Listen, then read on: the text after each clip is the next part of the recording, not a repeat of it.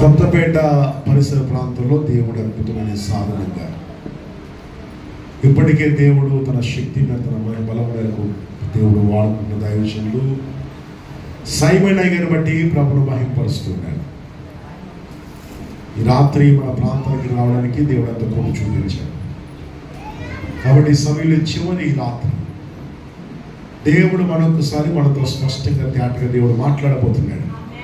ఆమేన్. కాబట్టి మనందరూ కూడా ఉదయకాలం అద్భుతమైన పరిచయం జరిగించారు. ఈ రాత్రి ఈ కోడికలలో ఈ ముగింపు రాత్రికి రేపు రాత్రి మధ్యాహ్నంతో మనం ముగించుకుంటే రాత్రి సమయంలో ఇది ముగింపు రాత్రి కాబట్టి అందరూ యేసయ్యను మహింపరుస్తూ గట్టిగా చెప్పడం జరిగింది.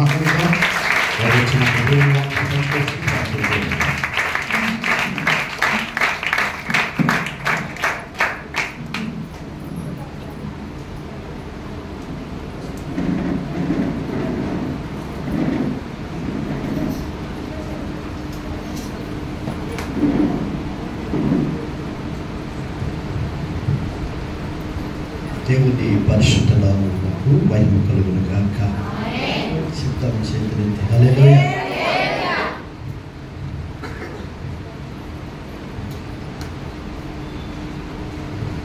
యేసుక్రీస్తు ప్రశస్తమైన నామములో ఈ ఉపవాస ప్రాంతంలో చివరి రాత్రి గుడికి చేరుకుని వచ్చిన అందరికీ కూడా అందరికీ వందలు. మీరు కూడా సేకరించి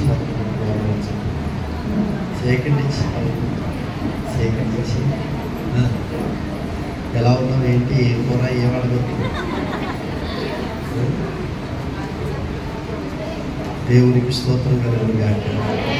హల్లెలూయా. ఉదయకాలం మీరు చెప్పాను కదా, ఏం చెప్పాను? పరిశుద్ధాత్మ దేవుడు నాతో చెప్పండి, చెప్పండి.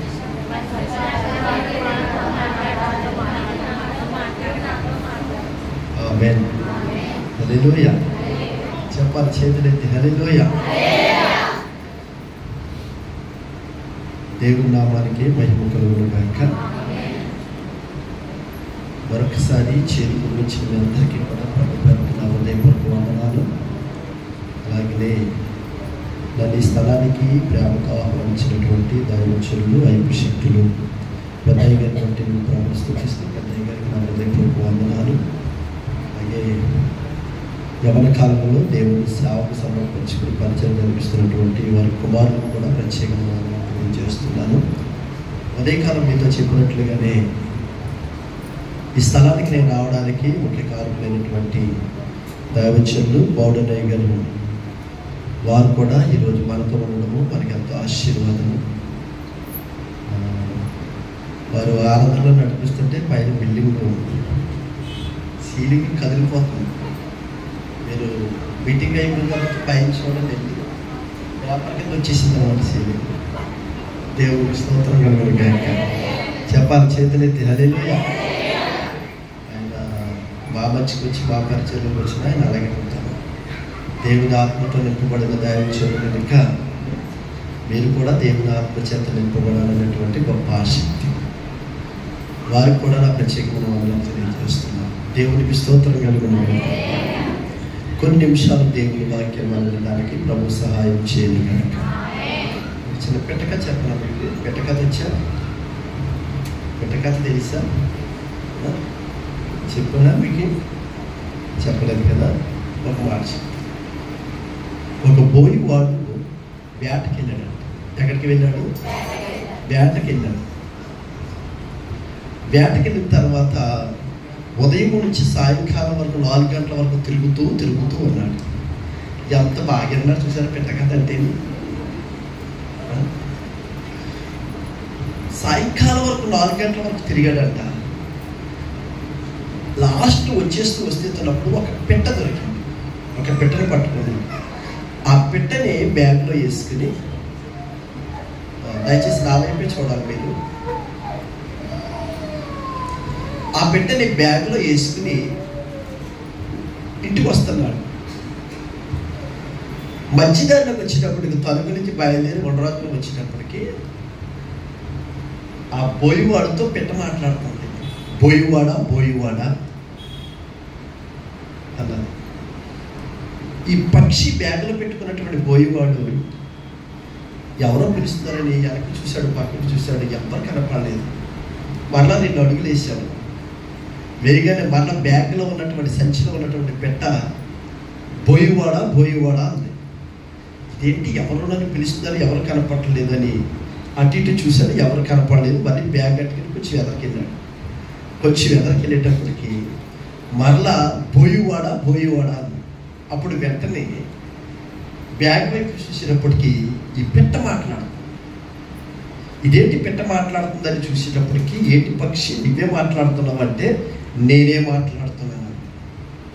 అప్పుడు వెంటనే ఆ బోయివాడు మరి ఏంటి మాట్లాడుతున్నావంటే, అప్పుడు ఆ పెట్ట అందంట, బోయివాడా బోయివాడా నువ్వు నన్ను తీసుకెళ్ళి కోసుకి తింటే ఇంత మాసం నీ డొక్కలో కూడా రాను, నీ డొక్కలో కూడా రాను. అందుకని నా కాళ్ళు నా రెక్కలు కనుక విప్పితే 2 కోట్ల రూపాయలు విలువైన మాటలతో చెప్తాను అన్నాడు. ఆ మాటకి బోయివాడు అన్నాడు, అనుకున్నాడంట, ఎన్నో సంవత్సరాలుగా ఓ వేటాడుతున్నాను కానీ సరైనటువంటి ఇల్లు లేదు, కుటుంబాన్ని సరిగా పోషించుకోలేకపోతున్నాను, కుటుంబంలో వసతులు ఏమీ సరైనటువంటి విధానం చేయలేకపోతున్నాను. సర్లే ఈ 2 మాటల ద్వారా కోటేశ్వరుడు ఆయన అవ్వచ్చని చెప్పు అన్నాడు. చెప్పు అనగానే ఈవిడ అన్నది మరి విప్పు అన్నది. అంటే చెప్పు అనగానే విప్పు అన్న. ఈ బోయివాడు ఏం చేసినంటే రెక్కలు కాలు విప్పగానే ఈ పక్షి వెయ్యిని ఎగిరిపోయి చెట్టు మీద రాలిందంట. ఆ చెట్టు మీద రాలగానే బోయివాడు అన్నాడు, ఎంత పని చేసావు పెట్ట, చాలా మోసం చేసావు అన్న. ఆ మాటకి పెట్ట అక్కడి నుంచి అన్నదంట, మనుషులు మీరు మోసం చేస్తారు కానీ నేను మోసం చేయను అన్నదంట. మరి మోసం చేయనని చెప్పి 2 కోట్ల రూపాయలు విలువైన 2 మాటలు చెప్తారన్నావు కదా, మరి ఎందుకు వెళ్ళిపోయావు అన్న. ఆ మాటకి పక్షి అన్నదంట, తప్పనిసరిగా చెప్తాను ఆలకించు అన్నదంట. అప్పుడు వెంటనే ఆ బోయివాడు చెప్పు నేను ఆలకిస్తున్నాను అన్నాడు. ఆ 2 మాటల్లో మొదటి మాట ఏంటంటే, వచ్చిన అవకాశాన్ని పోగొట్టుకోకూడదు అన్నదంట. ఏమన్నది? అబ్బాయి అంత పని చేసా పెట్ట. ఆ 2వది ఏంటో చెప్పు అన్నాడంట, పోయిన దాని గురించి ఆలోచించగలదంట. ఇలాంటివి నచ్చుతాయి. దేవునికి స్తోత్రం కలుగును కాక. చెప్పాలి చేతులెత్తి హల్లెలూయా. ఇది మీకు పెట్ట కథగానే ఉంది కానీ నేను మాట చెప్తాను ఇందులో. ఎందుకంటే దేవుని మహాకృపను బట్టి మనకి వాక్యం వినే, వాక్యపు పంట కోసుకునే అవకాశం మనకు వచ్చింది. రాగల దినాల్లో ఇలాంటి మీటింగ్లు పెట్టి వాక్యము వినే అవకాశాలు మనకి ఉండకపోవచ్చు కూడా. పేపర్లో మీడియాలో చూస్తున్నాం. అందుకని వచ్చిన అవకాశాన్ని మనం ఏం చేయాలంట, మీరు నమ్మరు కాబట్టి ఖచ్చితంగా ఈ వేళ 12:30 చివరి రాత్రి కదా ఏముంది, నేను కూడా ఒక్కడే వెళ్ళాలి. అందుకని ఇంకా తెల్లరేట్లు వెళ్దామని అనుకుంటున్నాను. లాస్ట్ వచ్చిన అవకాశాన్ని తప్పనిసరిగా మీరు, ఎందుకంటే మీరు జ్ఞానులు కదా, అంతే కదా. దినములు చెడ్డవి కనుక అజ్ఞానం వలె కాక జ్ఞానుల వలె, మీరు జ్ఞానులు. దేవునికి స్తోత్రం కలుగును కాక. అందుకని తప్పనిసరిగా ఈ రాత్రి దేవుని వాక్యానికి సంపూర్ణంగా వినడానికి ప్రభు సహాయం చేయను గాక. కొద్ది సమయం చెప్తారని పొద్దుట 2 గంటలు చెప్పబడిన సంపూర్ణం అంటే 4 గంటలు ఏమనుకుంటున్నారు మీరు? అనుకుంటున్నారా? దేవునికి స్తోత్రం కలుగును గాక. ఓ రోజు ఇలా వాక్యం చెప్పేసిన తర్వాత మరుసటి సంవత్సరం అక్కడికి వాక్యానికి వెళ్ళాను. వాక్యానికి వెళ్తే నేను అలాగా చర్చిలోకి బలిపెట్టడానికి వస్తున్నాను. ఆ పక్కన ఆయన అంటాడు కదా, అబ్బాయి పాస్టర్ గారు, పిట్ట పాస్టర్ గారు, పెట్ట పాస్టర్ గారు, పెట్ట పాస్టర్ గారు అంటాడు. పెట్ట పాస్టర్ గారు అంటున్నారు. అది పెట్టగా చెప్పాను కదా, అందుకని పెట్ట పాస్టర్ గారి పేరెట్టాడు ఆయన. దేవునికి స్తోత్రం కలుగును గాక. ఎందుకంటే ఆ రోజు నేను చెప్పిన వాక్యం అతను గుర్తులేదు. పెట్ట కథ మాత్రము మనకంతే. పెట్ట కథలు గుర్తుంటాయి, వాక్యము గుర్తుండు. అందుకని దయచేసి వాక్యము ప్రార్థన పూర్వకంగా సిద్ధపడి వినాలని ప్రభు పేరట తెలియజేస్తున్నాను. వర్షిపులో మిమ్మల్ని అందరినీ దేవుని వాక్యం కొరకు పరిశుద్ధాత్మ దేవుడు సిద్ధపరిచాడు. అందుకని దేవుని వాక్యాన్ని కొన్ని నిమిషాలు మనము ధ్యానం చేయడానికి పరిశుద్ధాత్మ దేవుడు సహాయం చేయునుగాక. ఆమేన్ హల్లెలూయా. పరిశుద్ధ గ్రంథమైనటువంటి బైబిల్ అందరూ తెరుద్దాము. కీర్తన గ్రంథము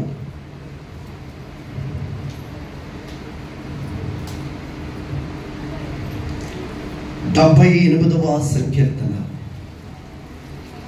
9వ చరణము. అందరు తినేవాడు, అందరు తినేవాడు, కంగారు పడిపోండి, అందరు తినేవాడు. ఒక మాట చదివిస్తాము, అందరికి తినేవాడు. దయచేసి ఎవరొకరు ఒకరు చదవండాము.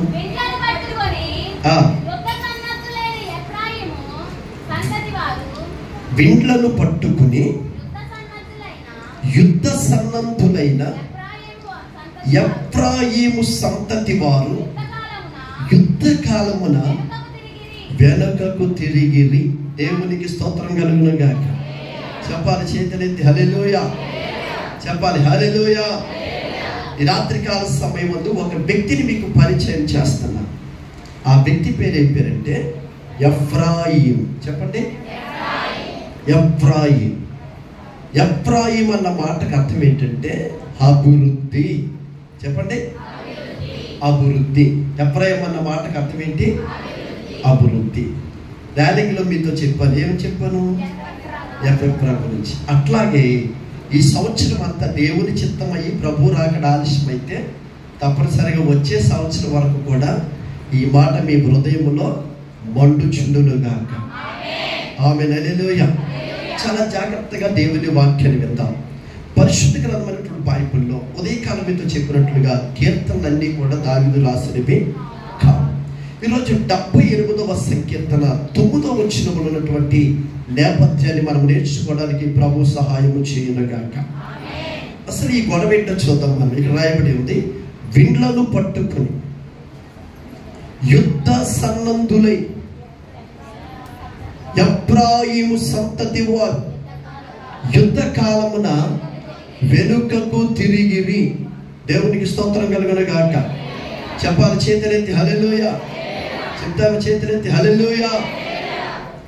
క్రైస్తవ జీవితం అంటే యుద్ధ రంగం అన్నట్టు. చెప్పండి, క్రైస్తవ జీవితము యుద్ధ రంగం అన్నట్టు. అసలు సరిహద్దుల్లో ఉన్నటువంటి సైనికులకి అప్పుడప్పుడు యుద్ధం వస్తుందేమో కానీ దేవుని పిల్లలుగా పిలువబడిన మనకు ప్రతిరోజు ప్రతి క్షణము కూడా యుద్ధమే. ఆమేన్, హల్లెలూయా. మన శత్రువు ఎవరు? అపవాదైనటువంటి సాతాను. అందుకనే అపోస్తలుడైన పౌలు అంటాడు, ఎఫెసీయులకు రాసిన పత్రిక 6వ అధ్యాయము 12వ వచనంలో ఇలా మాట్లాడతాడు. ఏమని మాట్లాడతాడు? మనము పోరాడునది యాలయనగా మనము పోరాడినది శరీరులతో కాదు, ప్రధాన దూతలతోనూ అధికారులతోనూ ప్రస్తుత అంధకార సంబంధులకు లోకనాథులతోనూ ఆకాశ మండలములో ఉన్న దురాత్మ సమూహములతో. ఆమేన్, హల్లెలూయా. క్రైస్తవ జీవితము క్షణము క్షణము కూడా పోరాటమే.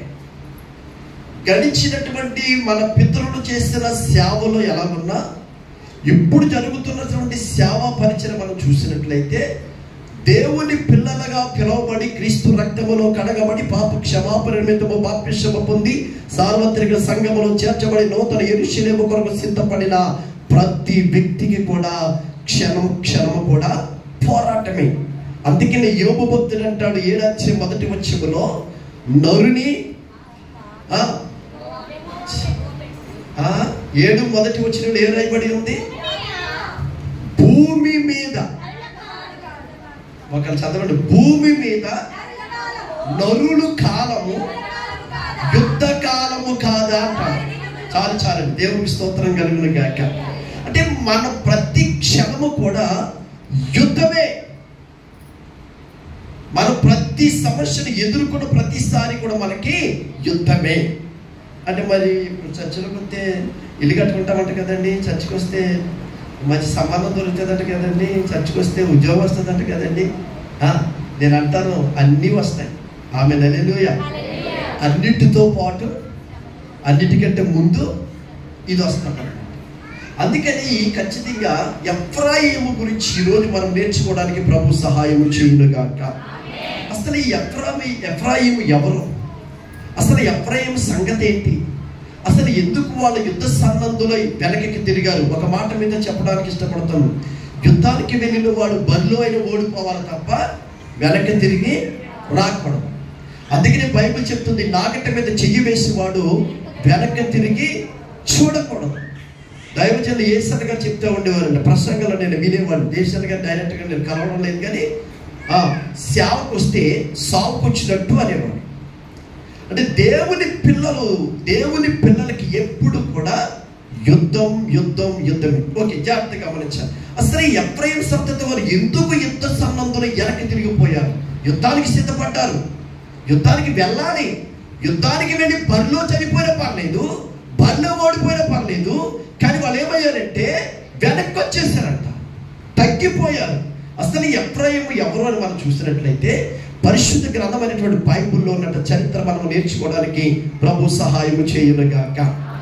ఆమేన్, హల్లెలూయా. ఎవరైనా బైబిల్ చెప్తుంది ఇశ్రాయేలు అనగా యాకోబుకి 12 మంది పురుషులు, ఒక స్త్రీ, అంటే 13 సంతానం. 13 సంతానములు ఉన్నటువంటి ఒక కుమారుడు యోసేపు. చెప్పండి ఎవరైనా. యోసేపు 12 మంది కుమారుల్లో ఒక కుమారుడు యోసేపు. యోసేపు గురించి మనందరికీ తెలుసు, జాగ్రత్తగా గమనించాలి. అయినా మీకు యోసేపు గురించి చెప్పడానికి నేను ఇష్టపడుతున్నాను. నాకు ఒక మంచి నచ్చిన మాట ఉన్నది, మీకు కూడా అవసరమే. దేవునికి స్తోత్రం కలుగును గాక. స్తోత్రం, హల్లెలూయా. ఈ 13 సంతానములో ఇశ్రాయేలు యోసేపును బాగా ప్రేమించారు. యోసేపు కూడా చిన్న వయసులో నుంచి ప్రార్థనాపరుడు, భక్తిపరుడు. ఎందుకంటే దర్శనాలు కళ్ళ ఎవరికి వస్తాయండి? యోసేపుకు అర్థం కాదు, ఎవరికి వస్తాయి? ప్రార్థనా పరులకు వస్తాయి, భక్తి పరులకు వస్తాయి, ప్రార్థనలు గడిపే వాళ్ళకి వస్తాయి, దైవ భయము కలిగిన వాళ్ళకి వస్తాయి. యోసేపు కళలు కంటూ ఉండేవాడు. ఆ కళలో వాళ్ళ అన్నలకు చెప్తూ ఉండేవాడు, వాళ్ళ అమ్మగారికి నాన్నగారికి కూడా చెప్పాడు. అలా చెప్పిన తర్వాత యోసేపు మీద పగబట్టారు వాళ్ళ అన్నలు. తండ్రి కూడా మమ్మల్ని ఇంత మాట అంటావరా అన్నట్టుగా మాట్లాడాడు. తండ్రి కూడా ఏకీపించలేదు.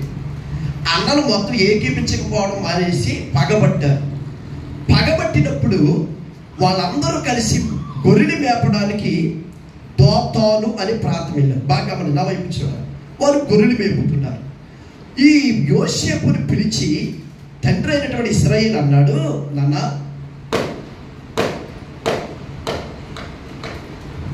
దేవునికి స్తోత్రం కలుగును గాక. చెప్పాలి, చేతులెత్తి హల్లెలూయా, హల్లెలూయా. అన్నగారిని ఈ యోసేపు నాన్న అన్నాడు,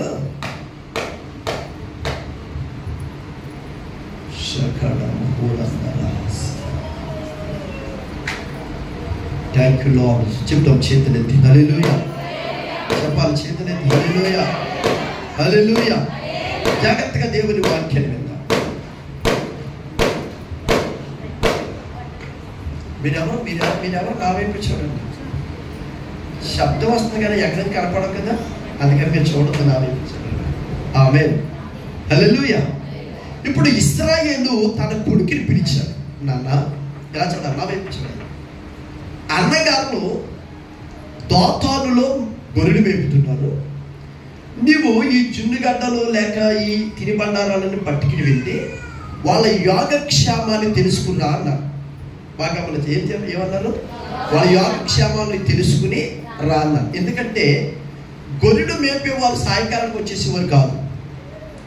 గొర్రెలు తోలికెళ్ళి ఒక నెల, 10 రోజులు, 20 రోజులు, నెలల్లో అలాగా మందని మేపుతూ ఉండేవారు. ఎప్పుడైతే ఈ గొర్రెలను తోలికెళ్ళిపోయారో ఈ తండ్రి అయినటువంటి ఇశ్రాయేలు యాకోబును పిలిచి అన్నాడు, నువ్వేం చేస్తావంటే ఈ జున్ను గడ్డలు, ఈ రొట్టె ముక్కలు, ఈ తినుబండారాలన్నీ తీసుకుని అన్నయ్యుడికి ఇచ్చి అన్నయ్యుడి యొక్క యోగక్షేమాన్ని తెలుసుకుంది కానీ రా అన్నారు. దేవునికి స్తోత్రం కలుగును గాక. చాలా జాగ్రత్తగా గమనించాలి ఈ మాట.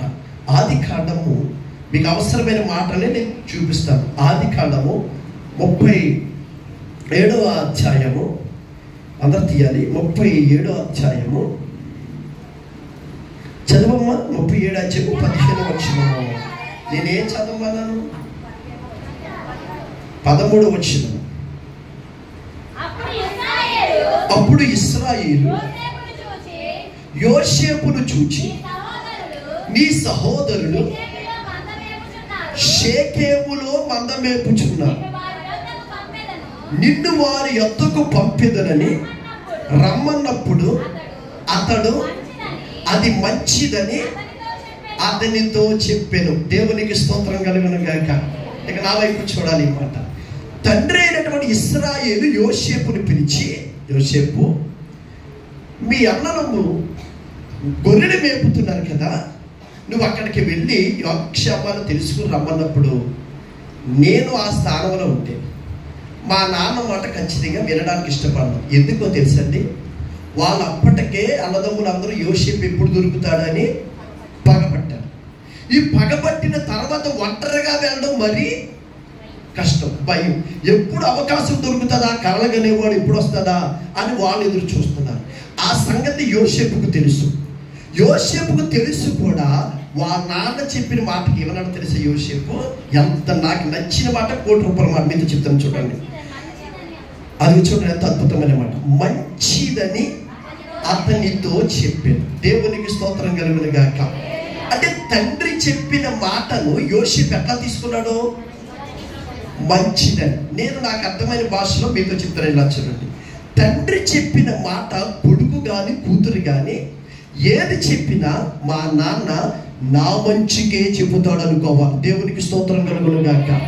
చెప్పాలి చేతులెత్తి హల్లెలూయా, హల్లెలూయా. నీకు తెలియకుండా మీ అమ్మ కానీ ఒక డ్రెస్ కొనుక్కొస్తే నువ్వు వేసుకుంటావా? నిన్నేనమ్మా వేసుకో. నీకు తెలియకుండా మీ మమ్మీ ఒక చెప్పుల చేత పెట్టుకొస్తే వేసుకుంటావు నువ్వు? డైరెక్ట్గా చెప్తున్నారని మీ వాళ్ళు చాలా సంతోషం. ఎందుకు ఈ విషయం చెప్తున్నానంటే, నీకు డ్రెస్ తెచ్చినా, నీకు చెప్పుల చేత తెచ్చినా మీ అమ్మ నీ మంచి కోరిందన్న సంగతి నువ్వు గుర్తించాలి. నా మంచి కొరకే చెప్పారన్న సంగతి మనము గుర్తించాలి. యోసేపు ఉన్నతమైన స్థితికి వెళ్ళడానికి ఇది మొదటి మెట్టు. దేవునికి స్తోత్రం కలుగును గాక. వాళ్ళ నాన్న పంపిస్తుంటే నేను వెళ్ళను నాన్న, వాళ్ళ మంచోడు కాదు నాన్న అని ఏమీ చెప్పలేదంట. యోసేపు ఏం చెప్పాడో తెలుసా? అద్భుతమైన మాట. వాళ్ళ నాన్న చెప్పిందని మంచిగా ఎంచుకున్నాడంట. నేనంటాను, నీ తల్లి నీ క్షేమము కోరి చెప్తాది, నీ తండ్రి నీ మంచి కోరి చెప్తాడు, మీ తల్లి నీ క్షేమము కోరి చెప్తాది. మనము తల్లిదండ్రులు ఏది చెప్పినా అది మంచిదని మనము భావించుదుముగాక. ఆమేన్, హల్లెలూయా. ఒకవేళ మీ తల్లి కావచ్చు, తండ్రి కావచ్చు, మిమ్మల్ని ఆత్మీయంగా నడిపిస్తున్న దైవజనుడు కావచ్చు, వారు ఏది చెప్పినా మన క్షేమము కొరకే చెప్తున్నారన్న సంగతి మనము గుర్తించాలి. నా మంచి కొరకే చెప్పాడన్న సంగతి మనం గుర్తించాలి. యోసేపు జీవితము బైబిల్ చెప్తున్న అద్భుతమైన సత్యము. మా నాన్న చెప్పింది మంచిదని ఎంచుకున్నాడు కనుకనే బైబిల్ చెప్తున్న అద్భుతమైన మాట ఏంటో తెలుసా? ఒంటరిగా వెళ్ళిన యోసేపు ప్రధానమంత్రిగా మరలా యోసేపును చూడగలిగాడు నాన్న. ఇది అసలు చెప్పబడతారు అనుకున్నాను. మీకు తెలుసా ఆ రోజు పంపించాడు యోసేపుని. మరలా ప్రధానమంత్రిగా యోసేపును చూడలేదు. ప్రధానమంత్రి అయిన తర్వాతే ఇశ్రాయేలు యోసేపును చూశాడు. అప్పటి వరకు బోల్డ్ చరిత్ర జరిగింది. మరలా యోసేపుని కన్నెత్తి చూడలేదు. యోసేపు యాకోబుని కన్నెత్తి చూడలేదు. పంపేటప్పుడు ఎలా పంపాడో తెలుసా? బైబిల్ చెప్తుంది, అతను కష్టమైనా సరే, నష్టమైనా సరే, బాధ అయినా సరే మా నాన్న చెప్పాడు కనుక మా నాన్న నా మంచిగా చెప్తాడని బయలుదేరి వెళ్ళాడు కనుకనే వాళ్ళ నాన్న మాట ఎన్న యోసేపు మరలా అదే దేశానికి ఎలా వచ్చాడో తెలుసా? ప్రధానమంత్రిగా వచ్చాడు. ఆమేన్, హల్లెలూయా. ఈ రాత్రి చాలా మంది ఎవరి బిడ్డలలో దేవుని సేవకునిగా చెప్తున్నాను, మీ నాన్న మాట, మీ అమ్మ మాట, అది నువ్వు మా నాన్న మా అమ్మ నా మంచికే చెప్పారని కనుక నువ్వు చెయ్యగలిగితే, అలా నడవగలిగితే, నా దేవుడు నిన్ను కూడా ఒక ఉన్నతమైనటువంటి కృపలో నడిపిస్తాడు, ఒక ఉన్నతమైన అభిషేకంతో నడిపిస్తాడు, ఒక ఉన్నతమైనటువంటి ఆశీర్వాదంతో నడిపిస్తాడు. ఒంటరిగా వెళ్ళిన యోసేపు, దేవునికి స్తోత్రం కలుగును గాక, ఐగుప్తు దేశానికి ప్రధానమంత్రిగా పిలవబడి మరలా తండ్రిని కలుసుకున్నాడు. అప్పుడు వరకు తండ్రిని కలుసుకోలేదు. చరిత్ర చెప్తుంది, జాగ్రత్తగా గమనించాలి. ఇప్పుడు ఎందుకు ఈ మాట చెప్పానంటే, ఈ ఎఫ్రాయిము ఎవరంటే యోసేపు యొక్క కుమారుడు. చెప్పండి, ఎవరైనా యోసేపు యొక్క కుమారుడు. యోసేపుకు ఐగుప్తు దేశంలో 2 పిల్లలు పుట్టారు. అందులో పెద్ద కుమారుడి పేరు మనీషా, చిన్న కుమారుడి పేరు ఎఫ్రాయిము. మనీషా పుట్టిన తర్వాత నా దేవుడు నా కష్టాలన్నీ మర్చిపోయేలా చేశాడని చెప్పి మనీషాకి ఏం పెట్టాడు? ఏం పేరు పెట్టాడు? చెప్పాలి, చేతులెత్తి హల్లెలూయా. మీతో చదివింతా చూడండి. ఆదికాండము 40. ఏం చదువుతున్నావమ్మా? ఆదికాండము చదివమ్మా. 40.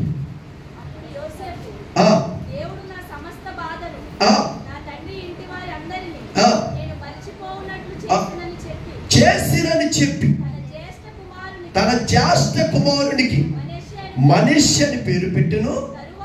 తరువాత తనకు బాధ కలిగిన దేశమందు దేవుడు నన్ను అభివృద్ధి పొందించినని చెప్పి రెండవ వానికి ఎఫ్రాయిము అని పేరు పెట్టెను. దేవునికి స్తోత్రం కలుగును గాక. మీరు చాలా జాగ్రత్తగా వినాలి వాక్యాన్ని. రెండవ వ్యక్తి పేరు ఏం పేరు పెట్టారంటే ఎఫ్రాయిం. ఎఫ్రాయిం అన్న మాటకు అభివృద్ధి. చెప్పండి ఏంటి? అభివృద్ధి. దేవునికి స్తోత్రం కలుగును గాక. చెప్పాలి, చేతులెత్తి హల్లెలూయా, హల్లెలూయా. అలాగున ఎఫ్రాయిము సంతతి వారి గురించి బైబిల్లో రాయబడిన విషయాలు ఈరోజు మీతో చెప్పడానికి నేను ఇష్టపడుతున్నాను. యోసేపు 2 కుమారులు పుట్టారు. ఆ 2 కుమారులు ఒకడి పేరు మనీషా, రెండో కుమారుడి పేరు ఎఫ్రాయిం. మొదటి కుమారుడు పుట్టిన తర్వాత నా బాధలన్నీ కూడా మర్చిపోయారని చెప్పి అతనికి మనిషి అని పేరు పెట్టాడు. మనిషి అనగా మరుచుట. రెండవదిగా బైబిల్ చెప్తుంది ఎఫ్రాయిము అని పేరు పెట్టాడంట. ఎఫ్రాయిం అన్న మాటకు అర్థం ఏంటంటే అభివృద్ధి. దేవునికి స్తోత్రం కలుగును గాక. ఇంతకీ నా బాధ ఏంటంటే, ఇంతటి గొప్ప వంశములో పుట్టిన పిల్లలు, ఇంత ఆత్మీయతగా ఎదుగుతున్నటువంటి తల్లిదండ్రులు పెంపకాల్లో ఉన్నటువంటి కుమారుడు, ఇంత భక్తితో ఎదుగుతున్నటువంటి కుమారుడు, చక్కటి అద్భుతమైనటువంటి దేవుని ప్రత్యక్షతను పొందుకున్నటువంటి కుటుంబంలో పుట్టినటువంటి ఈ ఎఫ్రాయిము సంతతి వారు యుద్ధ సన్నద్ధులై వెనకకు తిరిగారట. ఇంకో మాట చెప్పాలి మీకు తప్పనిసరిగా.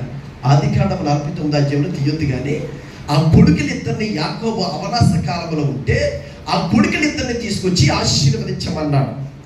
ఆశీర్వదించబడిన తర్వాత ఆ కొడుకులిద్దరిని ఆశీర్వదించమని చెప్పి చిన్నోడు పెద్దోడి మీదేమో ఎడమ చేపెట్టి, చిన్నోడి మీదేమో కుడి చేపెట్టి ఆశీర్వదించాడు.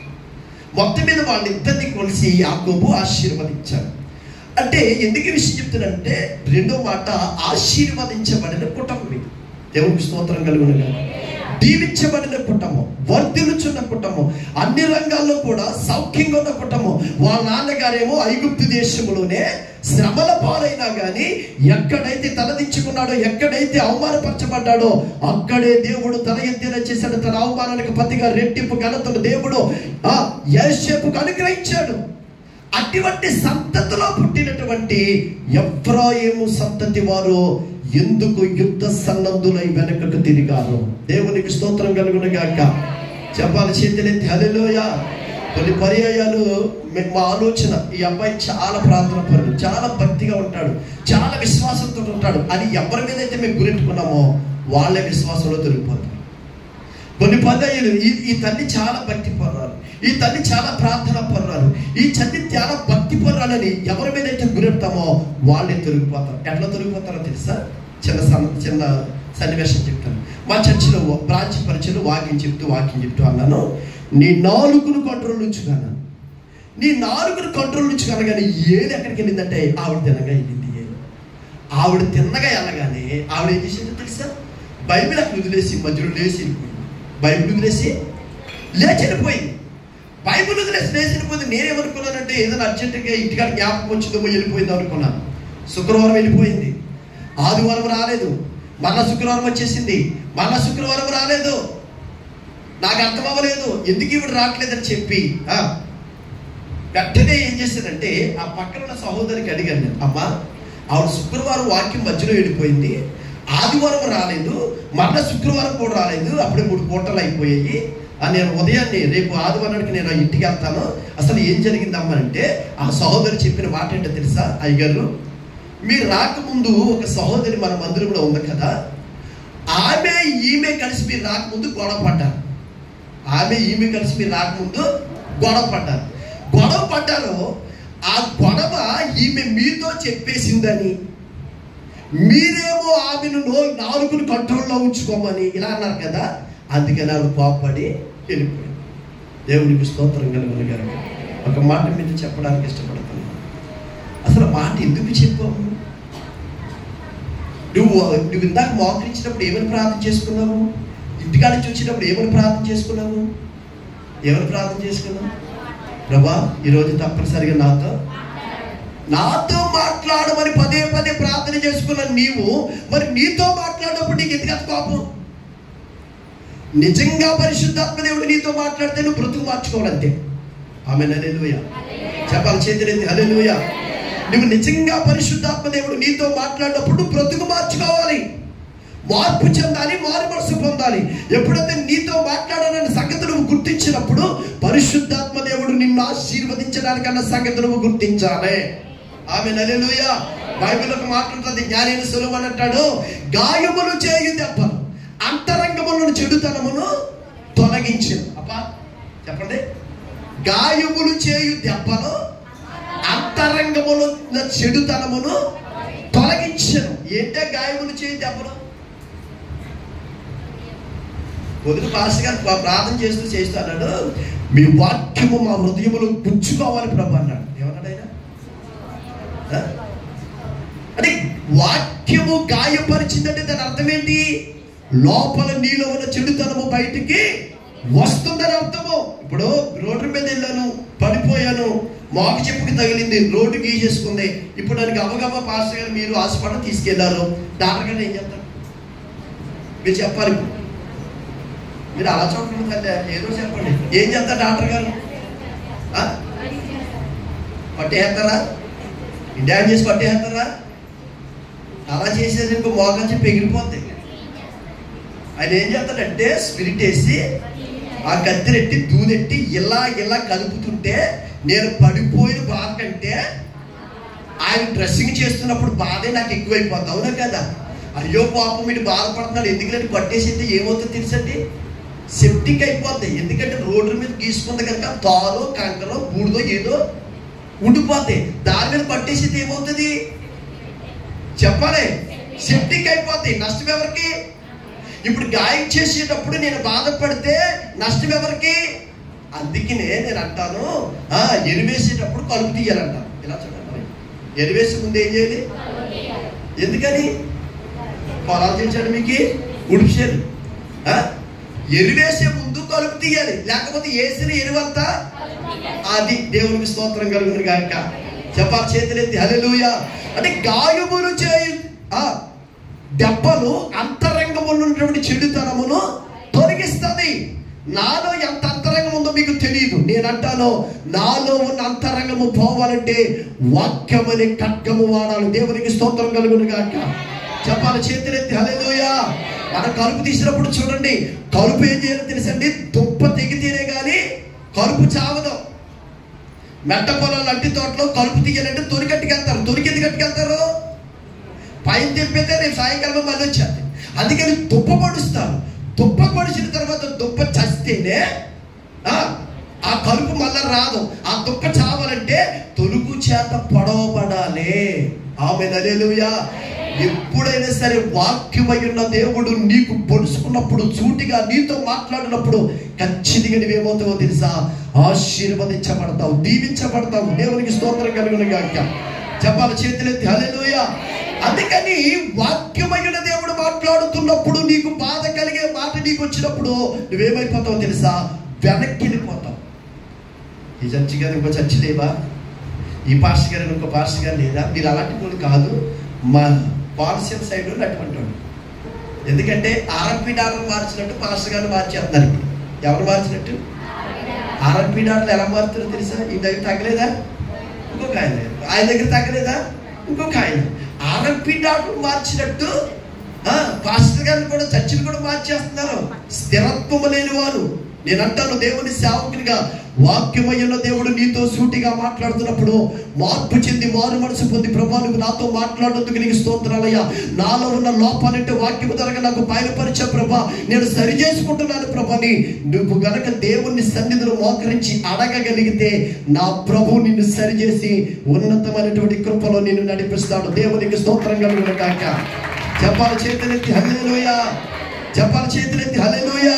అందుకని మనము ఖచ్చితంగా వాక్యమైన దేవుడు మనతో మాట్లాడినప్పుడు మనము సరి చేసుకుందాము కాక. మళ్ళీ ఏం చేస్తాము? నేనే వెళ్ళాను ఆవిడ దగ్గర, నేనే వెళ్ళి అమ్మ ఎందుకు రావట్లేదమ్మా చర్చికి 2 వారాల పాటు చాలా రోజేమో మధ్యలో వెళ్ళిపోయావంటే ఆవిడ అంటారు కదా, ఏమి లేదండి అయ్యగారు, ఏమి లేదండి అయ్యగారు. పర్లే చెప్పమ్మా ప్రార్థన చేస్తారన్న, లేదండి ఏమీ లేదండి అయ్యగారు అన్నాను. 3వ వారం తప్పనిసరిగా వచ్చింది. మరి ఏం చేద్దాము? చెదిరిపోయిన గొర్రెలను తోలికి రావాలి, లేకపోతే ఏమవుతాయి? మళ్ళా ఎక్కడి నుంచి వచ్చారో అక్కడికి వెళ్ళిపోతాయి. అది భయం అన్నమాట. సేవకులకు ఉన్నటువంటి భారము, బాధ్యత. జాగ్రత్తగా గమనిద్దాం. ఇప్పుడు యోసేపుకు వంశములు, అటువంటి వంశంలో పుట్టినటువంటి ఎఫ్రాయిము సంతతి వారు ఎందుకు యుద్ధ సన్నద్ధులై వెనకకు వెళ్ళిపోయారు? అసలు ఎఫ్రాయిము ఆ సంతతి వారు ఎటువంటి పని చేశారు? ఇలా ప్రార్థనా పనులు, వాళ్ళ భక్తి పనులు, మంచి వంశంలో నుంచి వచ్చారు. చిన్న వయసులో నుంచి దేవుడు తెలుసుకున్న వాళ్ళు, చిన్న వయసులో నుంచే ప్రార్థనా పరులు, ఇటువంటి గొప్ప సంతతి వారు ఎందుకు యుద్ధ సన్నిధిలో వెనక తిరిగిపోయారంటే ఒక 4 విషయాలు మీతో చెప్పేసి వాక్యాన్ని త్వరగా ముగించేస్తాం. దేవునికి స్తోత్రం కలుగును గాక. చెప్పాలి చేతులెత్తి హల్లెలూయా. తీని బైబిల్ గ్రంథము, హోషేయ గ్రంథము, పరిశుద్ధ గ్రంథం అనేటువంటి బైబిల్లో హోషేయ గ్రంథము,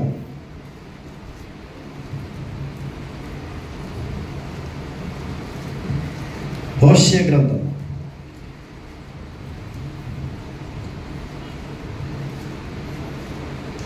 7వ అధ్యాయం 8వ వచనం. ఆమేన్. ఆగండి. ఎవరంటే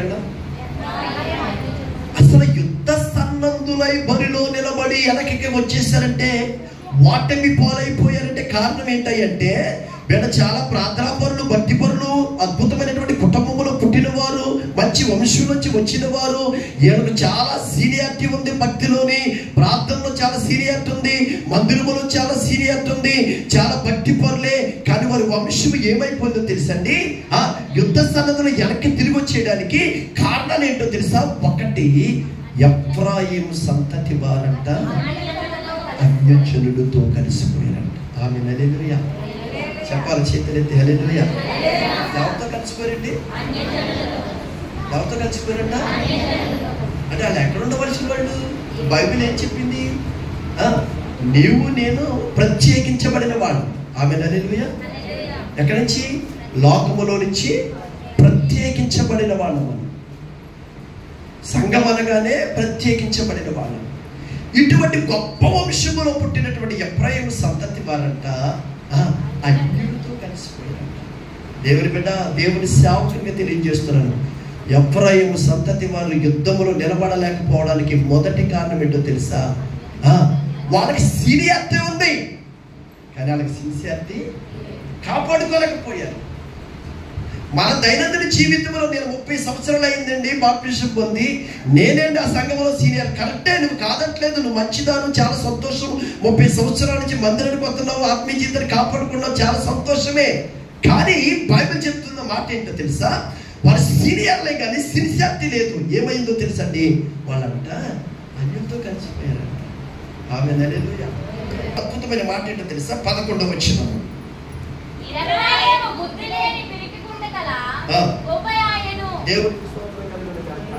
చెప్పండి, ఎవరంటే ఎఫ్రాయిము ఒకటి అన్యులతో కలిసిపోయాడు, అన్యుల యొక్క ఆచారాల్లో మునిగిపోయాడు. కనుకనే వారు ఎంత సీనియర్లు అయినా కానీ దేవుని సన్నిధిలో వెనక్కడిగేశారు. రెండో మాట మనం చూస్తున్నాము, బుద్ధి లేని పిరికి గుండె గల వారు. ఇలా చూడాలి వైపు. దేవునికి స్తోత్రం కలుగును గాక. ఎటువంటి వాళ్ళు అంటేనట బుద్ధి లేని వాళ్ళు అంట. ఏమి లేనోళ్ళు చెప్పాలి, ఏమి లేనోళ్ళు? బుద్ధి లేనోడు బైబిల్ ఉన్నారా? ఎవడు బైబిల్ ఉన్నారా? దేవునికి స్తోత్రం కలుగును గాక. హల్లెలూయా.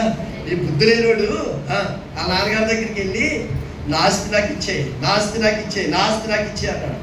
వీడు ఏం చేశాడు? ఆస్తి చేసిన తర్వాత దుర్వ్యాపారం చేసి మొత్తం అంతా సమస్తం అంతా నాశనం చేసుకున్న తర్వాత ఇప్పుడు వాడికి ఎక్కడొచ్చిందంట? ఎక్కడొచ్చింది?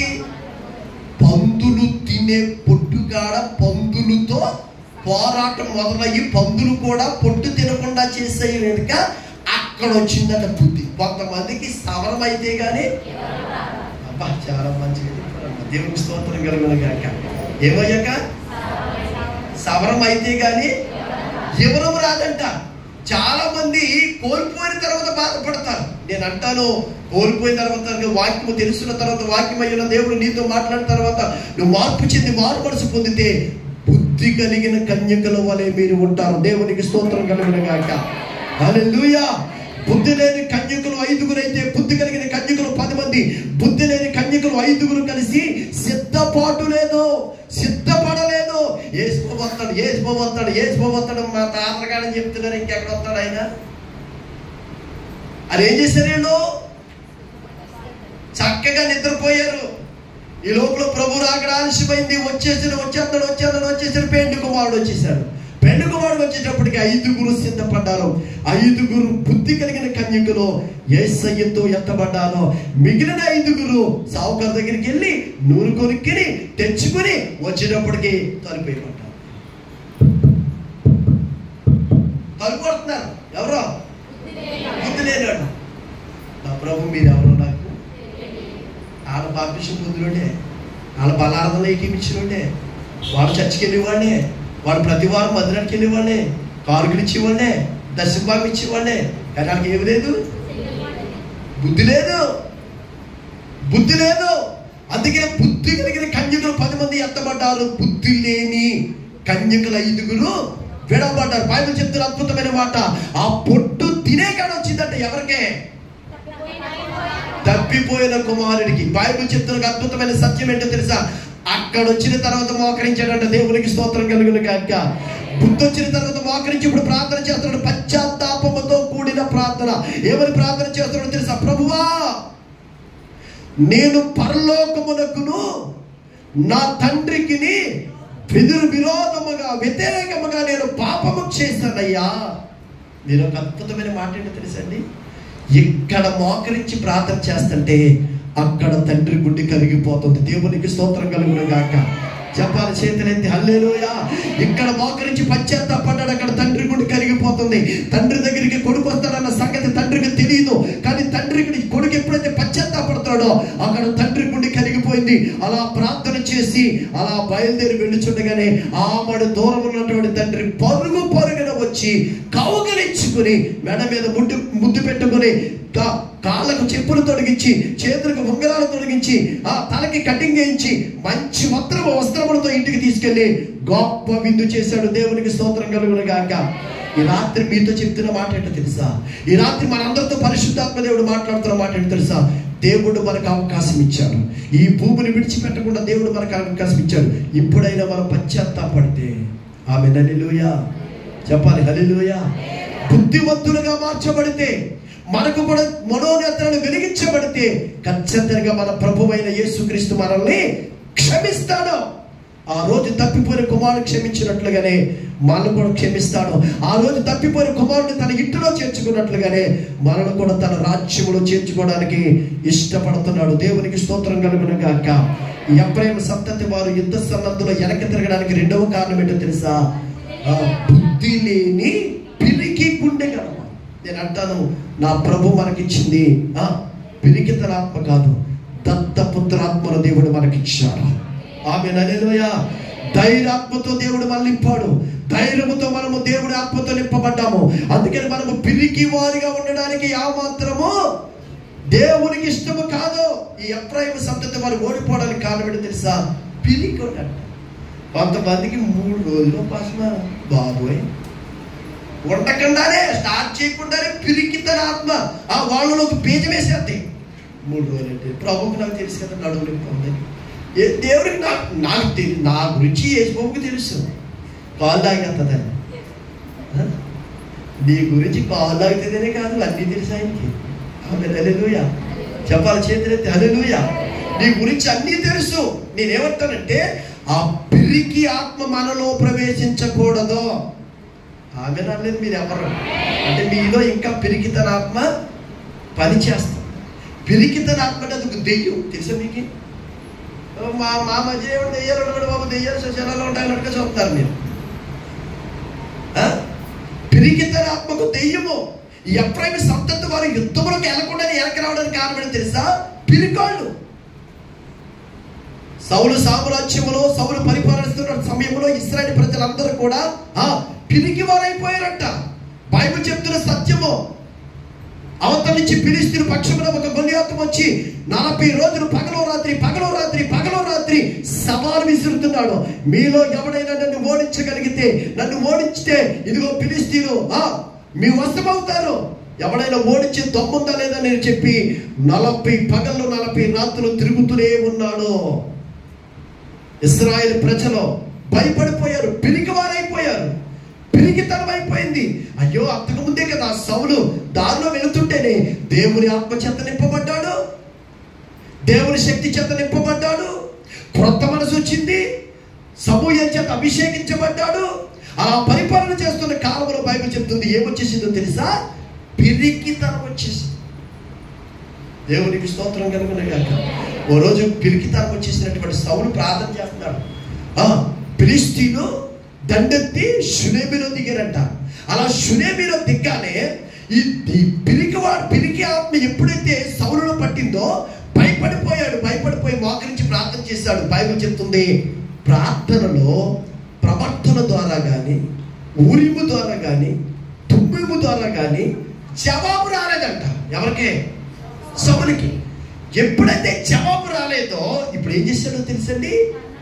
అక్కడ ప్రక్కనే ఉన్నటువంటి తన సైన్యంలో ఉన్న వాళ్ళు పిలిచి అన్నాడు, అరే పక్క ప్రాంతానికి వెళ్ళి నా కొరకు సోది చెప్పించింది. జవాబు రాలేకపోతే సోది చెప్పించింది అన్నాడు. నేనేమంటానంటే దేవుని సేవకునిగా చాలా మందిలో ఈ పిరికితనం ఉంది. దేవుని పిల్లలుగా మనకు పిరికితనం ఉంటే దేవుని చిత్తములు మనం నడవలేము, దేవుని ఉద్దేశాలు మన జీవితంలో చెయ్యలేము. ఎఫ్రాయిము ఓటమి పాలవడానికి కారణం ఏంటో తెలుసా?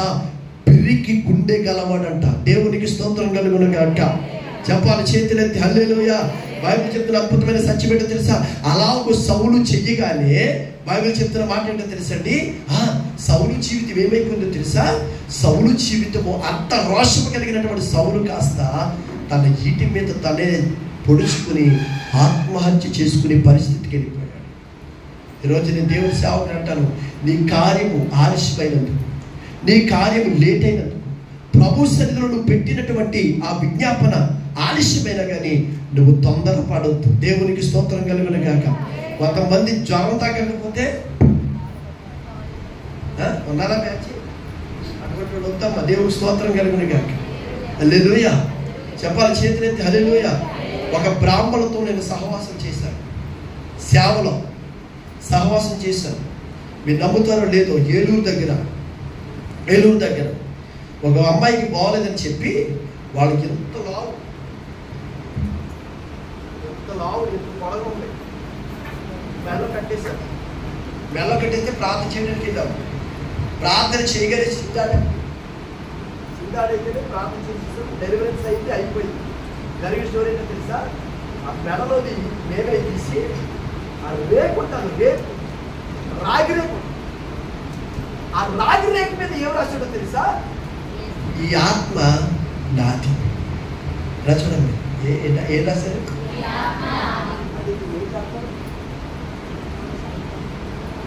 రచయితుడు ఏం చేయాలి? బాధ్యత కాదు, ఆడొక దురాత్మను పంపించారు. ఆ దురాత్మను పంపించడం వల్ల ఏమైందో తెలుసా? అందులో రాయబడిన మాట ఏంటో తెలుసా? ఈ ఆత్మ దయచేసి దేవుని సేవకులు తెలియజేస్తున్నారు, అలాంటి ఏమీ మీరు కట్టించుకోవద్దు. అందులో ఏమీ కూడా చెప్పాలి, అందులో ఏమి ఉండదు, లేదు ఉండదు కూడా. అందులో ఏమి ఉండదు. అందుకే మనకి ఏదంటే డెలివరీస్ అవ్వకపోయినా, ప్రాంతాలు విడుదల అవ్వకపోయినా మనకు గబగబా చేసే పని ఏంటంటే, నెక్స్ట్ పని ఏంటంటే అదే మనం చేస్తాము. నేను వాక్యత్వానికి ఇష్టపడుతున్నాను. ఈ అంత గుడ్డిగా నమ్ముతామంటే అరుగు ఎక్కగానే అది ఏమంటాడో తెలుసా? అమ్మా నీ పరిస్థితి ఏమి బాగలేదమ్మా అనేటప్పటికి అన్ని నువ్వే చెప్పాను తెలుసా? నీ పరిస్థితి బాగలేదమ్మంటాడు. సైకాలజీగా నువ్వేం చేస్తావు తెలుసా? అది బాబు నా పరిస్థితి నిజంగా చెప్పాడని అన్ని నువ్వు చెప్పేస్తాం. దాన్ని పోవట్లేదండి, మా పెద్దలు లేదండి, చిన్నలు మాట్లాడలేదండి, ఇప్పుడు అసలు ఏమి పోలేదండి, సమాధానం నాకు తెలుసమ్మా. ఏంటి నువ్వు చెప్పేసిన తర్వాత నాకు తెలుసమ్మా. దేవుడికి చెప్పాలి చేతులు హల్లెలూయా, హల్లెలూయా. నేను చెప్తున్నాను, దేవుడు మనకు ధైర్యాత్మ ఇచ్చాడు. ఇతరాత్మ మనలోంచి తొలగిపోవును గాక. హల్లెలూయా. మన ఆత్మీయ జీవితంలో, మన దైనందిన జీవితంలో దేవుని కొరకు రోషము కలిగి నిలబడాలన్నా, దేవుని రాజ్యంలో ఎత్తబడే వరకు నువ్వు పౌరుషం కలిగిన భక్తి చెయ్యాలన్నా, నీలో పిరికి ఆత్మ యేసు నామములో తొలగిపోవును గాక. ఎఫ్రాయిము సంతతి వారు యుద్ధ సన్నద్ధంలో వెనక తిరగడానికి మొదటి కారణము, రెండో కారణము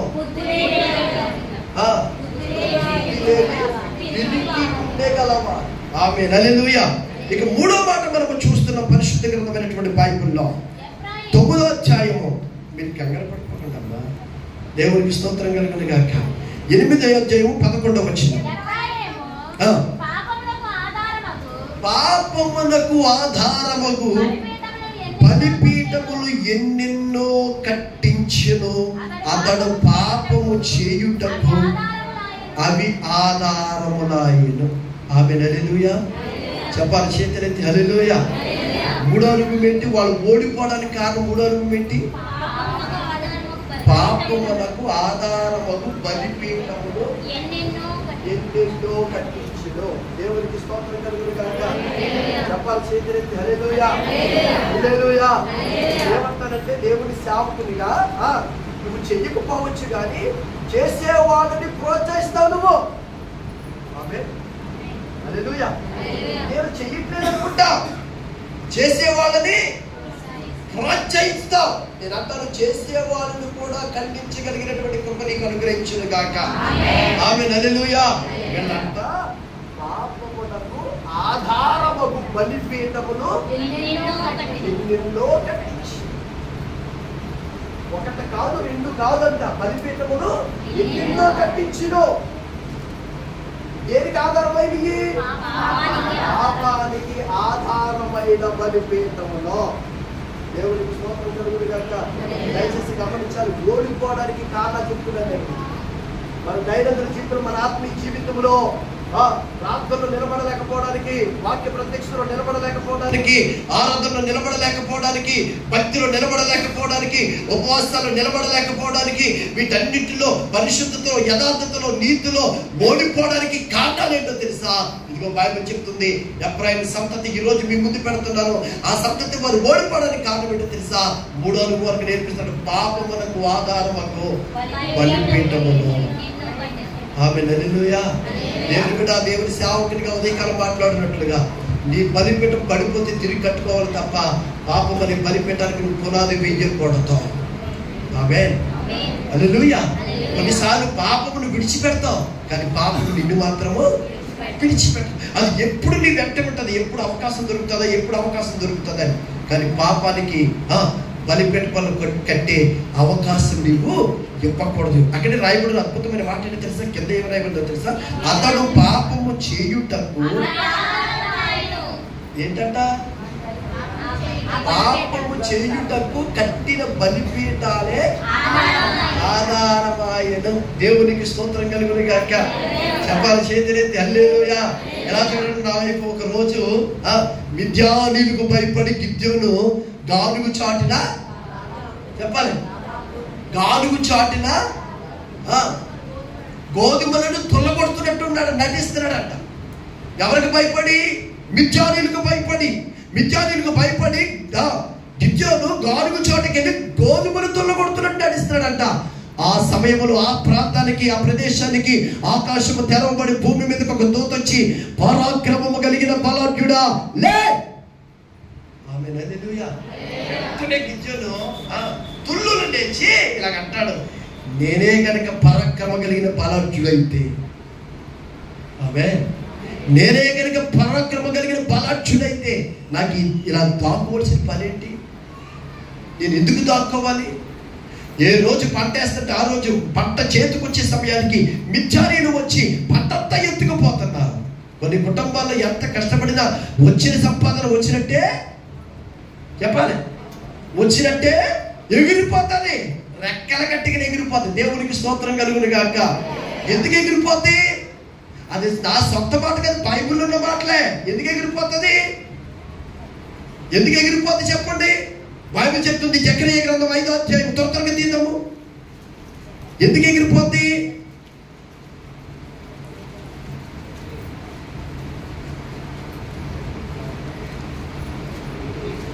చూడండి, చదవండి. జకరియా గ్రంథము 5వ అధ్యాయం మొదటి వచనం.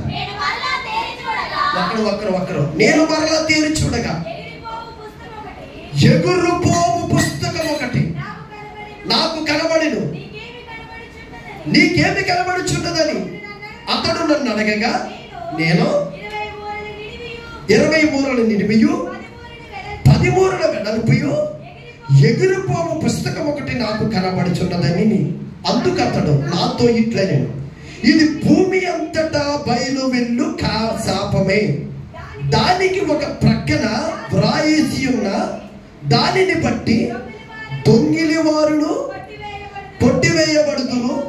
రెండవ ప్రక్కన వ్రాయబడినది, దానిని బట్టి అప్రమాణికులను కొట్టివేయబడుదురు. దేవునికి స్తోత్రం కలుగును గాక.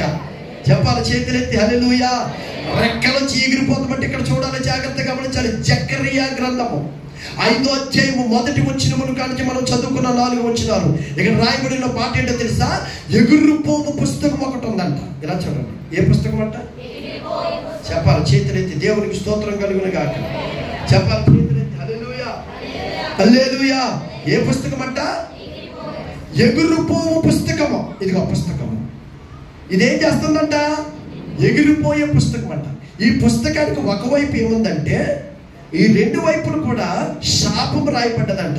ఈ 2 వైపుల శాపలు, ఒకవైపు శాపం ఏమి రాయబడిందంటే, అదిగో చూడండి, దొంగిల వారిని అంటే దొంగిలించే వారి ఇంటి మీద ఆల్తుంది. బాగా గమనించాలి. ఎవరింటి మీద? దొంగిలించే ఇంటి వారి మీద ఆల్తుంది. ఆ ఇంటి మీద కనుక ఇది ఆలిందనుకో, ఆ ఇల్లు ఏమైపోద్ది? మొత్తం ఏమైపోద్ది? మొత్తం శాపముతో నింపబడతారు. ఎందుకంటే మొత్తం వాళ్ళ ఇంట్లో ఉన్నదంతా సున్నా చేసేది. రెండో పక్క ఏం రాయబడిందంటే, అప్రమాణికులు. ఎవరైనా అప్రమాణికులు అంటే ఎవరు? ప్రమాణము చేసి మాట తప్పిన వారు. ఇప్పుడు ఈ పుస్తకము ఏ ఇంటి మీద అయితే ఆలిందో ఆ ఇల్లు కొల్లైపోతుంది. నా వాస్తవం. దేవుని స్తోత్రం కలుగును గాక. ఇప్పుడు ఎవరింటి మీద ఆలుతుంది? ఇది బయలుదేరింది. ఇప్పుడు తణుకులో బయలుదేరింది. ఇలా చూడాలి మీరు. ఈ పుస్తకం ఎగిరే పుస్తకం కదా, తణుకులో బయలుదేరింది. తణుకులో బయలుదేరి పాలింగిలో బౌడన్ గారి ఇంటి దాకా వెళ్ళింది. బౌడన్ గారి ఇంటికి వెళ్ళిన తర్వాత బౌడన్ గారి ఇంటికి ఆడదాం అనుకోండి, అమ్మో ఈయన అప్రమాణికుడు కాదు, ఈడు దొంగతనం వేసేవాడు కాదని మళ్ళీ ఎగురొచ్చేసింది. ఎలా ఎగురొచ్చేసి ఇప్పుడు ఎక్కడ తిరుగుతుందంటే మార్తలో తిరుగుతుంది. ఈ మార్తలో తిరుగుతూ ఉన్నటువంటి ఎగిరిపోయి పుస్తకం ఏం చేసిందంటే, మార్తలో ఏ విశ్వాస అయితే చూడండి అప్రమాణికులు ఉన్నారో, అప్రమాణికులు చెప్పాను కదా, మాట ఇచ్చి తప్పేవారిని అప్రమాణికులు అంటారు. కొన్నిసార్లు కొన్ని సందర్భాలు, లేదండి మేము ఇది చేసేస్తామండి, అది చేసేస్తామండి, అదిరగ తీసేస్తామండి అంటారు. కొన్నిసార్లు వాక్యమైన దేవుడు మాట్లాడినప్పుడు వ్యక్తిగతంగా సమర్పించేసుకుంటారు. ఈ రోజు నుంచి నేను ఇలా ఉండాలి, యేసు నామములో నాకు సహాయం చేయి పరిశుద్ధాత్మ దేవుడా. మరి ఇంటికి వెళ్ళిన తర్వాత మన ప్రమాణములు అవునంటే అవును, కాదంటే కాదన్నట్టుగా ఉండాలి. ఇప్పుడు దొంగల ఇంటికాడ అప్రమాణ ఇంటికాడ ఆ ఇంటికాడ ఆడుతుంది. ఇది వాలిందా ఆ ఇల్లు ఏమవుతుంది? శాపముతో నింపబడుతుంది. ఎవరు దొంగలు? అప్రమాణికులు అంటే మాట ఇచ్చి తప్పిన వారు అప్రమాణికులు. మరి దొంగలు ఎవరు? మలాకీ గ్రంథం 3వ అధ్యాయంలో స్పష్టంగా చెప్పిన మాట చెప్పండి. ఏమని రాయబడింది మలాకీ గ్రంథం 3వ అధ్యాయం 10వ నా మందిరములో ఆహారం ఉండునట్లు 10వ భాగమంతయు నా మందిరము నిధులోనికి తీసుకుని రండి. దీని చేసి మీరు నన్ను శోధించిన ఎడల నేను ఆకాశపు వాకిట్లను విప్పి పట్టజాలనంత విస్తారముతో దీవెనలతో కుమ్మరించుదును. ఆమేన్, హల్లెలూయా. సైన్యములకు అధిపతియగు యెహోవా ఇలాగు సెలవిచ్చుచున్నాడు. మీరు బాగా గమనించాలి. ఆమేన్. చెప్పాలి చేతులెత్తి హల్లెలూయా, హల్లెలూయా. ఇప్పుడు అప్రమాణికుల దగ్గరికి వెళ్తుంది, దొంగల దగ్గరికి వెళ్తుంది. ఎగిరే పుస్తకము దొంగల దగ్గరికి వెళ్తుంటే ఇప్పుడు దొంగలు ఎవరు? దేవుడితో మాట్లాడుతున్నారు. అక్కడ ఉన్నటువంటి భక్తులు మేమేమి దొంగతనం చేశాము, మేమెప్పుడు దొంగలము, మేమెప్పుడు దొంగలుగా మార్చబడ్డాము. నీ మందిరానికి వస్తున్నాము కదా, నీ మందిరమును ఏకీపిస్తున్నాము, వాక్యం వింటున్నాము, వాక్యం నేర్చుకుంటున్నాము, వాక్యానుసారంగా జీవిస్తున్నాము, మమ్మల్ని దొంగలు అంటావేంటి? అప్పుడు పరిశుద్ధాత్మ దేవుడు మాట్లాడుతున్నమాట. దేవునికి స్తోత్రం కలుగును గాక. చెప్పాలి చేతులెత్తి హల్లెలూయా. మీరు 10వ భాగము దొంగిలించితిరే. చెప్పండి, ఏమని రాయబడింది? 10వ భాగము దొంగిలించితిరే. 10వ భాగము దొంగిలించారు కనుక ఇప్పుడు ఏమవుతుంది? ఇది ఎవరైతే దొంగిలించారో వాళ్ళ ఇంటి మీద ఆడుతుంది ఇది. హల్లెలూయా. చెప్పాలి చేతులెత్తి హల్లెలూయా. ఆ ఇంటి మీద వాళ్ళగానే ఆ ఇల్లు ఏమైపోతుందో తెలుసా? శాపముతో నింపబడ్డది. అందుకనే ఎంత వచ్చినా సిలి చర్చిలో వేసినట్టే. ఎంత సంపాదించిన ఇంట్లో నలుగురు సంపాదిస్తారు, అయినా అడ్డేది అంటదో, ముట్టేది ముట్టదో. కారణం ఏంటంటే నువ్వు దేవుని సొమ్ముని దొంగిలిస్తున్నావు గనక. ఆమేన్, హల్లెలూయా, హల్లెలూయా. దేవుని మీద దేవుని సేవకునిగా తెలియజేస్తున్నాను. అది చేసి నువ్వు శోధించు. అంతమాటలు ప్రార్థన చేసి అంతమాటలు కన్నీరు కార్చేసినంత మాత్రం దైవ కార్యాలు జరగవు. నువ్వు ఆశీర్వించబడాలి, దీవించబడాలంటే దీనిని చేసి అని అంటారు బైబిల్. దేనిని చేసి? 10వ వంతు దేవుని మందిరములోనికి తీసుకొచ్చి అప్పుడు నువ్వు ఆయన్ని శోధించు. ఆకాశము తెరవబడతానే, పట్టజాలనంత దీవులతో నువ్వు నింపబడతావా. ఆమేన్, హల్లెలూయా, హల్లెలూయా. ఎగిరిపోయే పుస్తకము నా ఇంటికి మీదకి రాకూడదు ప్రభువా. ఈ రాత్రి నీ ప్రార్థన ఏమై ఉండాలో తెలుసా? ఎగిరే పుస్తకము నా ఇంటి మీద రాలకూడదు, ఎగిరే పుస్తకం నా కుటుంబం మీద రాలకూడదు, ఎగిరే పుస్తకం నా జీవితం మీదకి రాకూడదు. ఎందుకో తెలుసా? ఇది ఎటువైపు చూసినా శాపమే. కారణం ఏంటో తెలుసా? అప్రమాణికులు ఎవరై ఉన్నారో ఆ ఇంటికి వెళ్ళిపోతుంది. దొంగిలించేవారు ఎవరై ఉన్నారో ఆ ఇంటికి వెళ్ళిపోతే ఆ ఇల్లంతా గొల్ల చేసి అంతే. ఆమేన్, హల్లెలూయా. ఈ రాత్రి దేవుని సేవకునిగా తెలియజేస్తున్నాడు, గుల్ల చేసుకుని కంటే మనము దొంగిలించకుండా ఉండటమే మేలు. ఆమేన్, హల్లెలూయా. ఇది గుల్ల చేయకుండానే మనం దేవునికి ఇచ్చిన మాటను తూచా తప్పకుండా చేయడమే మేలు. ఆమేన్, హల్లెలూయా. చెప్పండి, 3వ అనుభవం మనం ఏం నేర్చుకుంటున్నాము? ఎఫ్రాయిము జీవితంలో ఓడిపోవడానికి కారణం ఏంటి చెప్పాలి? 3వ అనుభవం ఒప్పుకోకు. పాపమునకు ఆధారముకు బలిపీఠమును కట్టించాడు, అవే అతనికి పతనానికి కారణాలు. ఆమేన్, హల్లెలూయా. దేవునికి స్తోత్రం కలుగును గాక. చెప్పాలి హల్లెలూయా. అంటే దేవుడు కృప కలిగిన దేవుడు మనకు అవకాశం ఇచ్చాడు కనుక తప్పనిసరిగా ఆ విషయాన్ని మనము దేవుని చిత్తానికి అప్పగించుకుని దేవుని సన్నిధిలో పశ్చాత్తాపడి మరలా మనం అలా చేయకుండా ఉండడానికి ప్రభు మనకు సహాయం చేయును గాక. ఆమేన్, హల్లెలూయా. చెప్పాలి. 4వ విషయాన్ని మనం చూద్దాం. పరిశుద్ధ గ్రంథమైనటువంటి బైబిల్లో హోషేయ గ్రంథం 4వ విషయాన్ని కూడా మనం చూద్దాం. చూడండి, హోషేయ గ్రంథము చూడండి, హోషేయ గ్రంథము 9వ అధ్యాయం 3వ వచనం.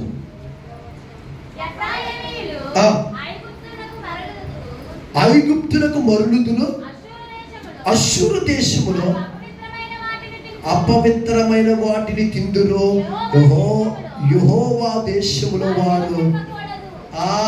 జాగ్రత్తగా గమనించాలి, చాలా ప్రమాదం. 4వ మాట, ఎఫ్రాయిము యుద్ధ సన్నద్ధులో యుద్ధంలో నిలబడకుండా ఓడిపోవడానికి 4వ కారణం ఏంటో తెలుసా?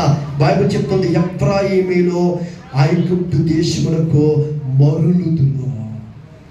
నా ప్రభు చెప్పింది ఐగుప్తుని చూడొద్దని చెప్పండి, ఐగుప్తు వైపు చూడొద్దని చెప్పాడు. కానీ నువ్వేమవుతున్నావు? ఐగుప్తు వైపు మరులుదువు అంటే దాని అర్థం ఏంటంటే, ఇక్కడ ఏదన్నా నీకు వాక్యమైన దేవుడు నీతో మాట్లాడినప్పుడు నీ ఆత్మీయ జీవితం ఏమైపోతుందంటే వెనక్కి వెళ్ళిపోతుంది. ఎఫ్రాయిము ఓడిపోవడానికి కారణం ఏంటో తెలుసా? యుద్ధానికి వెళ్ళకుండానే వెనక్కి తిరగడానికి కారణం ఏంటో తెలుసా? బైబిల్ చెప్తుంది, వాళ్ళు ఐగుప్తు వైపు మరులుకున్నారంట. దేవుని బిడ్డ, దేవుడి సేవకులకు చెప్తున్నాను, ఈరోజు మీరు రక్షణ పొందారు, బాప్టిజం తీసుకున్నారు, ప్రభు సన్నిధిలో ప్రమాణం చేస్తారు. దేవుడి సేవకులకు చెప్తున్నాడు, మీ ప్రమాణమును దేవుడు విన్నాడు కనుక దాన్ని మీరు కాపాడుకోగలిగితే శ్రమలు వస్తాయి, శోధనలు వస్తాయి, కష్టాలు వస్తాయి, ఇరుకులు వస్తాయి, ఇబ్బందులు వస్తాయి, అయినా నువ్వు వెనక్కి తిరగొద్దు. ఎందుకో తెలుసా? నువ్వు ఆశీర్వదించే సమయాన్ని, నువ్వు దీవించబడే సమయాన్ని, నువ్వు దీవించబడే లోపలనే దేవుడు నిన్ను ఇంకా దీవించాలనుకున్నప్పుడు ఈ బైబిల్ చెప్తుంది, నీ ఆత్మ ఏమవుతుందో తెలుసా? వెనక్కి వెళ్ళిపోవడానికి ప్రేరేపిస్తాదే. ఈరోజు చాలా మంది రక్షించబడిన వారు కూడా లోకంలో కలిసిపోవడానికి కారణం ఏంటో తెలుసా? వాళ్ళ మరణాలంట ఐగుప్తు వైపు మరులుకుంటున్నారంట. ఆమె హల్లెలూయా చెప్పాలి, చేతులెత్తి హల్లెలూయా. నేను ముగిస్తున్నాను దేవుని సేవకునిగా. అసలు దేవుడి ప్రణాళిక ఏంటో, దేవుడి ఉద్దేశాలు ఏంటో నువ్వు గమనించినప్పుడు తప్పనిసరిగా దేవుడు నిన్ను బ్లెస్ చేస్తాడు. నీకు కష్టాలు చూసి, శ్రమను చూసి, బాధలు చూసి ఎప్పటికీ ఎన్నటికీ మరలా నువ్వు ఐగుప్తు వైపు మరులుకోవద్దు. ఒక సత్యం చెప్పనా? ఇశ్రాయేలు ప్రజలు ఐగుప్తు దేశం నుంచి ఎర్ర సముద్రం కనుక వస్తే ఎర్ర సముద్రం వాళ్ళ కళ్ళెదురుగుండా కనపడ్డాది. వెనకాల ఏమున్నది? అమ్మో ఇక్కడి నుంచి వెళ్ళిపోదాం అనుకున్నారు. వెళ్ళిపోదామనుకున్నప్పటికి ఏముంది? అక్కడ ఫరో సైన్యం ఉంది. ఎదరేమో ఎర్ర సముద్రం, వెనకాలేమో ఫరో సైన్యం. ఇప్పుడు ఏమీ తోచకాలు ఏం చేస్తారంటే ఇలా రాళ్ళు తీసి మోషే ఇలా చూడ వైపు ముగిస్తాను, మోషే ఐగుప్తులో సమాధులు లేవని మమ్మల్ని ఇక్కడికి తీసుకొచ్చి ఎర్ర సముద్రంలో చంపుదాం అనుకున్నావా అని చేతులెత్తారండి చెప్పడానికి, చేతులెత్తారండి పట్టడానికి. బైబిల్ చెప్తున్న అద్భుతమైన సత్యం ఏంటో తెలుసా? మోషే మాత్రం ఏం చేశాడో తెలుసా? వీళ్ళేమో మోషే వైపు చేతులెత్తితే మోషే ఏం చేశాడో దేవుని వైపు చేతులెత్తాడు. ఇప్పుడు దేవుడు అన్న మాట ఏంటో తెలుసా? మోషే నా వైపు ఎత్తిన చేతిలో ఎర్ర సముద్రం వైపు చాపన్నాడు. దేవునికి స్తోత్రం కలుగును గాక. చెప్పాలి చేతులెత్తి, నీ మహోదరహసి చెప్పాలి చేతులెత్తి హల్లెలూయా. ఇది అంటాడు, నా వైపు చాపిన చేతులు ఎర్ర సముద్రం వైపు చాపనగానే, ఎర్ర సముద్రం వైపు చాపగానే 2 పాయలుగా మార్చబడ్డాది. నేను అంటాను, నీ చేతులు దేవుని వైపు చాపినంత కాలము నీ సమస్య నా దేవుడు తీసివేస్తాడు. దేవునికి స్తోత్రం కలుగును గాక. సమస్యలు ఎవరికి లేకుండా ఉండవు. సమస్య వచ్చినప్పుడు సమస్య వైపు కాదు నువ్వు చూస్తావు, సమస్యను పరిష్కరించే దేవుని వైపు చూద్దువు గాక. ఆమేన్ హల్లెలూయా. చెప్పాలి చేతులెత్తి హల్లెలూయా. నువ్వు సమస్యను చూసినంత కాలం నీ సమస్యలాగే ఉంటావు. నువ్వు ఇంకా మానసికమైన ఒత్తిడికి వెళ్ళిపోతావు. కానీ సమస్య వైపు చూడొద్దు, సమస్యను పరిష్కరించే దేవుని వైపు చూడ. దేవునికి స్తోత్రం కలుగును గాక. అబ్బా మోషే ఏమి చేయలేదండి, దేవుని వైపు చేతులెత్తాడంతే. దేవుడు ఒకే ఒక మాట, నా వైపు చాపిన చేతిలో ఎర్ర సముద్రం వైపు చాప. నేను నమ్ముతున్నాను, దేవుని వైపు చేతులు చాపిన వాడిని ఎప్పటికీ ఎన్నటికనే సిగ్గుపరచడా. అమాలేకులు ఇశ్రాయేలు ప్రజల యుద్ధము చేస్తుంటే మోసే పర్వతం మీదకి వెళ్ళిపోయి చేతులెత్తాడంటే బైబిల్ చెప్తున్న అద్భుతమైన సత్యం ఏంటో తెలుసా? మోసే చేతులెత్తగానే అమాలేకులు ఓడిపోయారు. నేను ఉదయాన్నే చెప్పాను, అమాలేకులు చచ్చిపోయారు కానీ అమాలేకులు ఆత్మ ఇంకా సంఘాల్లో పనిచేస్తుండే. ఆత్మ ఓడిపోవాలంటే నువ్వు దేవుని వైపు చేతులెత్తుదువు గాక. ఆమేన్ హల్లెలూయా. దేవుని బిడ్డ, దేవుని సేవకునిగా చెప్తున్నాను, కష్టాలు, సుఖాలు, సంతోషాలు, బాధలు అన్నీ మనకే ఉంటాయి. కానీ దేవుని సేవకునిగా చెప్తున్నాడు, మరలా నువ్వు ఎప్పటికీ ఎన్నటికనే ఐగుప్తు వైపు మరులుకోవద్దు. దేవుడిని విడిచిపెడతాడా? ఎన్ని వాగ్దానాలు, బైబిల్ నిండా వాగ్దానాలే కదండి. నిన్ను పిలిచిన వాడు నమ్మదగిన వాడు. నీ దేవుడని యెహోవా నీకు తోడై ఉన్నాడు కనుక నీకు ఏమీ తక్కువ కాదు. నేను నీకు తోడై ఉన్నాను. విడవని ఎడబాయను, నీ చెయ్యి పట్టుకి నడిపించేవాడు నేనే, నీ ముందు నేను నడుస్తాను. ఎన్నో వాగ్దానాలు ఉన్నాయి. వాగ్దానం చేసిన దేవుడు నమ్మదగిన వాడు. నేను మరలా చెప్తున్నాను, ఈ రాత్రి నీ ఆత్మీయ జీవితంలో ఎప్పటికీ ఎన్నటికీ మరలా ఐగుప్తు వైపు మరల కుందువుగాక. ఆమె హల్లెలూయా. శోధనలు జయించిన వాడు ధన్యుడు. ఆమేన్. సాధనలు జయించిన తర్వాత అసలైన జీవితం ప్రారంభమవుతుంది.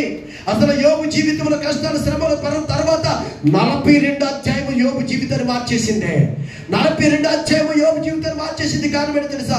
కష్టాలు, శ్రమలు, శోధనలు, ఇరుకులు, ఇబ్బందులు ఎన్నో ఎదుర్కొన్నాడు. పిల్లలు పోగొట్టుకున్నాడు, ఆస్తిని పోగొట్టుకున్నాడు, చివరికి కట్టుకున్న భార్య కూడా దేవుడు దూషించి చచ్చిపోతుంది. అప్పుడు వెంటనే అబ్బా ఎంత మంచి పాట ఎత్తుకున్నాడు యోబు. యెహోవా ఇచ్చెను, యెహోవాయే తీసుకొనును, ఆయన నామమునకే స్తుతి కలుగుగాక. ఆయన నామమునకే స్తుతి కలుగుగాక.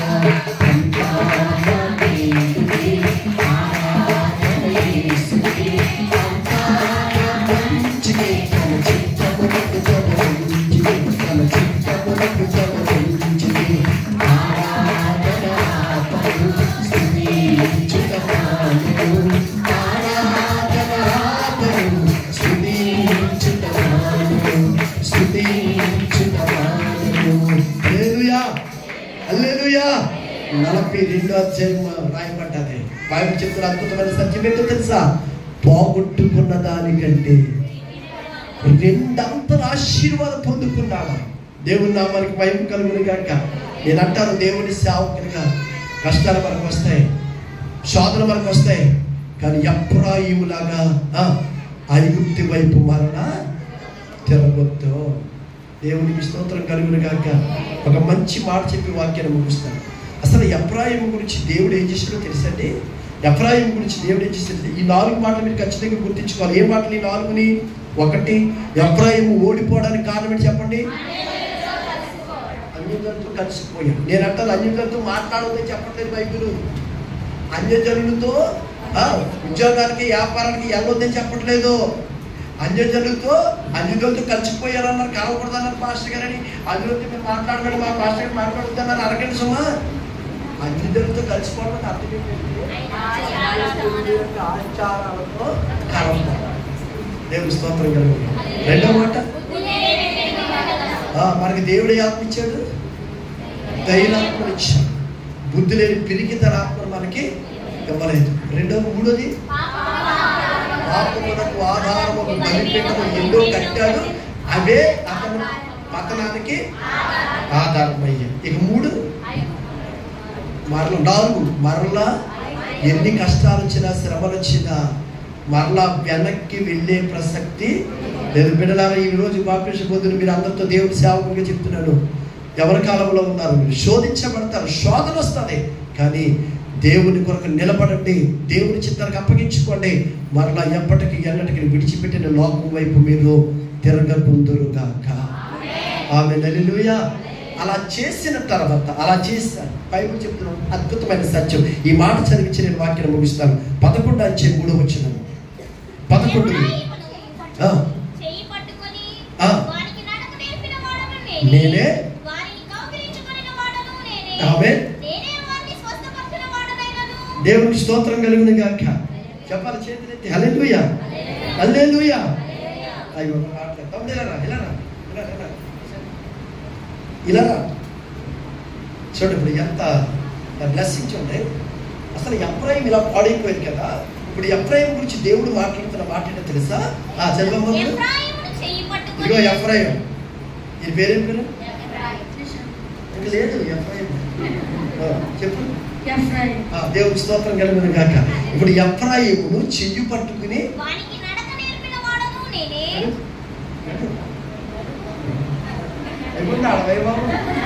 నడుతున్నప్పుడు చూడండి, నడుతున్నప్పుడు జారిపోతాడు కదా. ఇలా చూడండి, నా వైపు జారిపోతాడు కదా. ఏమంటారు చిన్నపిల్లలు? ఏం చేస్తారు? నడక ఎవరికి నేర్పుతారు? నాలుగుగా ఎవరికి? చిన్నపిల్లలకి. ఇప్పుడు నడక నేర్పేటప్పుడు ఏమవుతాడు? జారిపోతాడు. ఇప్పుడు నేర్పించేవాడు ఎవరు? ఇప్పుడు ఈ చెయ్యి ఎక్కడ ఉంది? చూడాలి, ఈ చెయ్యి ఎక్కడ ఉంది? ఇప్పుడు దేవుడి చేతిలో ఈ చెయ్యి ఉంది కనుక ఇతను జారిపోయినా, ఇతను జారిపోయినా జారిపోకుండా కాపాడేది. ఎందుకంటే ఇతని చెయ్యి ఎక్కడ ఉంది? దేవుడి చేతిలో ఉంది. ఇతనికి నడక లేనప్పుడు, భక్తి లేనప్పుడు, ప్రార్థన లేనప్పుడు, విజ్ఞాపన లేనప్పుడు, ఉపవాసం లేనప్పుడు నేర్పించింది ఎవరో? దేవుడే. రెండో మాట, ఆమేన్, హల్లెలూయా. అందరూ విసర్జించినా కానీ నా ఆరోపిస్తున్న దేవుడు మాత్రం ఇతను ఏం చేశాడు? కౌగిలించుకున్నాడు. ఆమేన్, హల్లెలూయా. చెప్పాలి, చేతులెత్తి హల్లెలూయా. రోజు ఏం జరిగిందో తెలుసా? ఇలా చూడండి, ఊళ్ళో గుడ్డోడు ఉన్నాడు, గుడ్డ క్షమించండి, కుష్ఠవ్యాధిగ్రస్తుడు ఉన్నాడు. ఆ కుష్ఠవ్యాధిగ్రస్తుడు యేసు ప్రభువు దగ్గరికి వచ్చి ఇలా మాట్లాడుతున్నాడు, యేసయ్యా నీకు ఇష్టమైతే నన్ను శుద్ధిగా చేయమని నా ప్రభు ఏం చేశాడు తెలుసా? వాడు కుడిచి పెట్టి ఇలా కౌగిలించుకునేదంట. ఒక్కడికి వెళ్ళిందంట. దేవుడికి స్తోత్రం కలుగును కాక. అంటే తను ఏం చేశాడు? కౌగిలించుకుని ఏం చేశాడు చెప్పాలి. నడక నేర్పినవాడు ఆయనే, కౌగిలించుకున్నవాడు ఆయనే. తర్వాత స్వస్థపరిచిన వాడును అయినను ఆ సంతతి వారికి. ఇది నడక నేర్పింది ఆయనే, కౌగిలించుకుంది ఆయనే, పడిపోతుంటే జారిపోతుంటే పట్టుకున్నవాడు ఆయనే. కానీ చివరికి అన్ని పొందుకున్న తర్వాత అన్ని పొందుకున్న తర్వాత ఏం చేయాలి తెలుసా? మనస్సుని పెట్టలేదంటారు. ఇలాంటి కూడా ఎంతమంది ఉన్నారండి బైబిల్లో? ఉజ్జియా బైబిల్ చెప్తుంది మనస్సును గర్వించి చెడిపోయాడంట. మనస్సును గర్వించి చెడిపోయాడంట. నేను అంటాను, దేవుని సేవకునిగా నీకు నడక నేర్పిన వాడు ఆయన, నిన్ను కౌగిలించుకున్నవాడు ఆయన, నిన్ను స్వస్థపరిచిన వాడు ఆయన. ఎన్నిసార్లు సాక్ష్యం చెప్పలేదని మనం మందిరంలోని అమ్మగారికి గారికి వందనాలు, దేవుని కృపను బట్టి మీరందరూ చేసిన ప్రార్థన వల్ల నాకు మంచి ఆరోగ్యం వచ్చింది, నా జ్వరం పోయింది, నా తలపోటు పోయింది, మా మంచి ఇల్లు కట్టుకున్నా, మంచి పెళ్లి చేసే మా కూతురికి అని ఎన్ని సాక్ష్యాలు చెప్పలేదు, ఎన్ని కార్యాలు జీవితంలో దేవుడు చేయలేదు. ఇప్పుడు అవన్నీ ఏమైపోయాయంట? మనసుని పెట్టలేదంట. చాలా మంది అనుకుంటారు నా డబ్బు వల్లే బొల్లి హాస్పిటల్ తీసుకెళ్ళాడు అందుకనే బతికాడు. బొల్లి హాస్పిటల్ తీసుకెళ్ళి బతికాడా? అలాగైతే డబ్బున్న కోటేశ్వరం అందరూ ఏ శ్రద్ధం చేయము కరోనాలోని, అవునా కదా? దాన్ని బట్టి అయినా మనం అర్థం చేసుకోవాలి. కరోనా మనకి ఏం నేర్పిందంటే, అబ్బాయి నీ డబ్బు, నీ ధనము, నీ బంగారం, నీ ఎండి, నీ స్టేటస్, నీ ఉద్యోగము, నీ స్థాయి దేనికి పనికిరాదు. కేవలము దేవుని కృప మాత్రమే. దేవునికి స్తోత్రం కలుగును గాక. చెప్పాలి, చేతులెత్తి హల్లెలూయా. అందుకని ఇన్ని నేర్పించినా కానీ ఇతను ఏమైపోయాడంటే మనసును పెట్టలేదండి. దేవుని సేవకుడిగా చెప్తున్నాను, నీ వ్యక్తిగత జీవితంలో, నా వ్యక్తిగత జీవితంలో దేవుడు ఎన్నో కార్యాలు చేశాడు, ఎన్నో అద్భుతాలు చేశారండి. కానీ మనం ఏం చేస్తాం తెలుసా? మనస్సుని పెట్టము. ఇది దేవుడు చేశారన్న కృతజ్ఞత ఉండదు, ఇది దేవుడి కార్యం అని కృతజ్ఞత ఉండదు, ఇది దేవుడు చేశాడన్నటువంటి కృతజ్ఞత ఉండదు. దేవునికి స్తోత్రం కలుగును గాక. చెప్పాలి, చేతులెత్తి హల్లెలూయా. దయచేసి దేవుని సేవకుడిగా చెప్తున్నాను, ఎఫ్రాయిములో ఉన్నటువంటి అనుభవాలు మనం నేర్చుకున్నాం. ఒకవేళ దేవుని ఆత్మ కనుక నీతో మాట్లాడుంటే, నిజంగా నీతో మాట్లాడుంటే, అవునయ్యా నేను నిన్నటి వరకు, ఈరోజు మధ్యాహ్నం వరకు కూడా అన్యుల యొక్క ఆచారాన్ని విడిచిపెట్టలేకపోయానయ్యా, నన్ను క్షమించి ప్రభా అని నువ్వు అనగలిగితే, హల్లెలూయా. ఇప్పటి వరకు నేను చాలా పిరికోడయ్యా, పిరికితనాత్మ నా మీద ఏలుబడి చేసిందయ్యా, నేను నీ కొరకు రోషము కలిగి నిలబడతానయ్యా. ఆ పిరికితనాత్మ నాలోంచి తీసివేసి దత్తపుత్రాత్మ నాకు దయచి ప్రభా అని నువ్వు అడగగలిగితే, అనేకమైనటువంటి పాపములకు ఆధారముకు బలిపీఠములు కట్టించడానికి నేనే కారకుడయ్యానయ్యా, నా ద్వారానే కట్టబడ్డాయ్యా. అటువంటి పరిస్థితి నుంచి నన్ను విడిపించయ్యా అని నువ్వు అనగలిగితే, ఆమె హల్లెలూయా. ఇక 4 మనం నేర్చుకున్నాము కదా. ఎవరు నేర్చుకున్నాము? ఐగుప్తు వైపు, నా కష్టాల బట్టి, నా శ్రమను బట్టి ఏం చేశాడు నాకు దేవుడు. దేవుళ్ళకి వచ్చాక నాకు ఏ సంతోషం ఉంది, దేవుళ్ళకి వచ్చాక నాకు ఇంకా బాధలు ఎక్కువైపోయాయి, నేను విడిచిపెట్టిన దానికి వెళ్ళిపోతానని ఒకవేళ నువ్వు అనుకున్న మనస్తత్వంతో ఇక్కడ కూర్చుని ఉంటే, ఈరోజు నా ప్రభు నీతో చెప్తున్నాడు, నీకు ఆలస్యమైన అద్భుతము చేయగలిగిన దేవుడా. ఆలస్యమవుతుందని భయపడద్దు, ఆలస్యమవుతుందని వెనకంజ వేయొద్దు. దేవుడు తప్పనిసరిగా నీ వ్యక్తిగత జీవితంలో నా ప్రభువు నిన్ను జ్ఞాపకము చేసుకుంటాడో. ఉదయకాలం చెప్పినట్లుగానే ఒక నిర్ణయ కాలము నా ప్రభువు దృష్టిలో ఉన్నావో, ఆ కాలము రాగానే నా దేవుడు నిన్ను జ్ఞాపకం చేసుకుంటాడు. ఇప్పుడున్న కష్టాలు ఎన్నదగినవి కావని నువ్వు గుర్తించి మరలా నువ్వు ఐగుప్తు వైపు మరలుపోకుండా ఉంటే నా దేవుడు నిన్ను చెయ్యి పట్టుకుంటాడా, నడిపిస్తాడా, నిన్ను స్వస్థపరుస్తాడో. అయినా నువ్వు మనసును పెట్టకుండా నీ ఇష్టానుసారంగా జీవిస్తే దేవుని ఆశీర్వాదాలు పొందుకోలేవు. యుద్ధ భూమిలో ఉన్నవన్న సంగతిని గుర్తించి ఆ యుద్ధ భూమిలో వెనకడుగు వేయకుండా యుద్ధము యెహోవాదని దావీదు వలె నువ్వు నిలబడగలిగితే నీ పక్షమున దేవుడు నిలబడి నీ మీద ఏలుబడి చేస్తున్నటువంటి ప్రతి శాపము, ప్రతి అనారోగ్యము, ప్రతి అప్పుల బాధ, ప్రతి మానసికమైన ఒత్తిడి ఓడించి విజయోత్సవాలతో నా దేవుడు నిన్ను ఊరేగునుగాక. అట్టి కృప పరిశుద్ధాత్మ దేవుడు మనందరికీ దయచేయునుగాక. అందరూ లేచి నిలబడతాం దేవుని సన్నిధిలో. అందరూ లేచి నిలబడతాం. అడుగుతావా ప్రభుని? నువ్వు లేచి నిలబడి